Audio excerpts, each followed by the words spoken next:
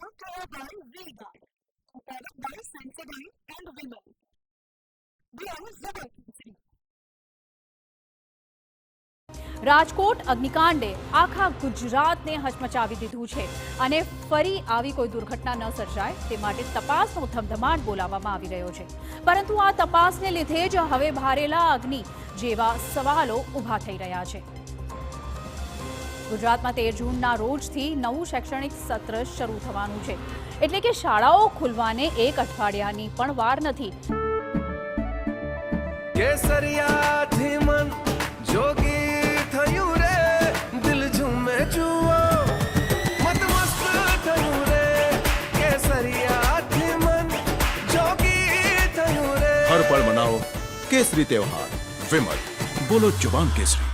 ત્યારે તંત્રની તવાઈના પગલે વિવિધ જિલ્લાઓમાં શાળાઓ સીલ કરવામાં આવી રહી છે।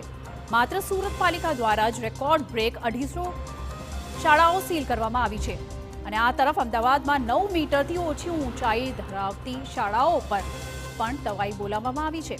વાત કરીએ વડોદરાની તો અહીં શહેરના 4 ઝોનમાં ચાલતી 25 પ્રી સ્કૂલને સીલ કરવામાં આવી છે। રહેણાંક વિસ્તારોમાં કમર્શિયલ વપરાશને લીધે સ્કૂલોને સીલ કરાઈ છે, તો ફાયર સેફટી અને બીયુ પરવાનગી વગર ચાલતી શાળાઓ પર પણ તવાઈ બોલાવાઈ રહી છે।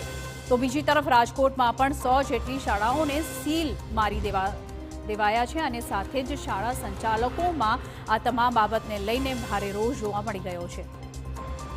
રાજકોટમાં આરએમસી ખાતે શાળા સંચાલક મંડળ વિરોધ નોંધાવતા ઉમટ્યું હતું અને રોષ તમામમાં જોવા મળ્યો હતો અને સંચાલકોનું કહેવું છે કે તેમણે 2021ના નિયમો મુજબ ફાયર સેફટીના સાધનો લાગેલા જ છે અને સાથે જ તેમને વર્ષ 2023ના ફાયર સેફટીના નવા નિયમોની તંત્ર દ્વારા જાણ ન કરવામાં આવી છે એ પણ જણાવ્યું છે।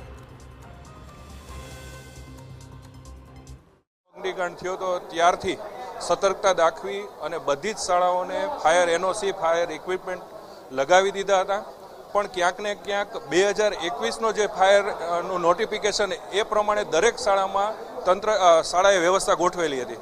2023 ડિસેમ્બરમાં સરકાર દ્વારા નવું ફાયર એનઓસીની નીતિ આવી, એ અત્યાર સુધી કોઈ સંચાલક કે રાજ્ય સરકારમાંથી અમને જાણ કરવામાં નથી આવી અને ક્યાંક અમારા પણ એ નોલેજમાં નહોતું। તો આ તરફ અમદાવાદમાં પણ શાળા સંચાલકોનું કહેવું છે કે કોઈ પણ કાર્યવાહી પહેલા તંત્રએ નોટિસ આપવી ખૂબ જ જરૂરી છે અને બીજી તરફ ફાયર સેફટી અંગે બહાર પાડેલા પરિપત્ર અંગે તંત્રમાં જ સંકલનનો અભાવ હોવાના મુદ્દા પર પણ સવાલ ઉઠી રહ્યા છે। તમે તમારું જે પરિપત્ર છે એનું અર્થઘટન વ્યવસ્થિત કરો। અર્થઘટન જો એનું ક્લિયર હશે તો જે સૌ પોતાની રીતે એના અર્થઘટન કરી અને સીલ મારે છે નહીં મારે, એક વાત। બીજું, કુદરતી ન્યાયની દ્રષ્ટિએ બી જોવા જઈએ તો એક તક આપવી જોઈએ। પહેલાં આવીને નોટિસ આપો, 15 દિવસનો ટાઈમ આપો કે ભાઈ 15 દિવસમાં આટલા અગ્નિશામક યંત્રો તમારે વસાવવાના છે। 15 દિવસ પછી ના વસાયા હોય તમે સીલ કરો, એ વ્યવહારિક વાત છે। હાઈકોર્ટના હુકમ બાદ સુરત પાલિકાએ કડકાઈ વર્તાવતા રેકોર્ડ બ્રેક 250 શાળાઓને સીલ કરી દીધું છે, પણ બીજી તરફ શાળાઓના પણ અનેક મુદ્દા છે, તેને સાંભળ્યા વિના આ રીતની કાર્યવાહીથી શાળા સંચાલકો ચિંતામાં છે। બીજી તરફ જો સમયસર શાળાઓ ખોલવામાં ન આવી તો વિદ્યાર્થીઓને જ તેનો ભોગ બનવાનો વારો આવી શકે છે। શાળાઓ છે, કેટલા વખત પહેલા બનાવેલી શાળાઓ છે જેની પાસે કદાચ બીજું પરમિશનનું કાગળ હાથ વગું ન હોય અને આ બધા ટ્રસ્ટો દ્વારા ચાલતી શાળા છે, એટલે એના જે તે સમયના હોદ્દેદારોએ આ પ્રક્રિયામાં શું કર્યું હોય તે પણ હાલના હોદ્દેદારોને ખબર ન હોય, એટલે સરકારે આમાં કંઈક વિચારીને એનો યોગ્ય રસ્તો કરવો જોઈએ કે જેથી શાળા પણ ચાલુ રહે અને સલામતીની જે વાત છે તે પણ એટલે જ અંશે જળવાઈ રહે।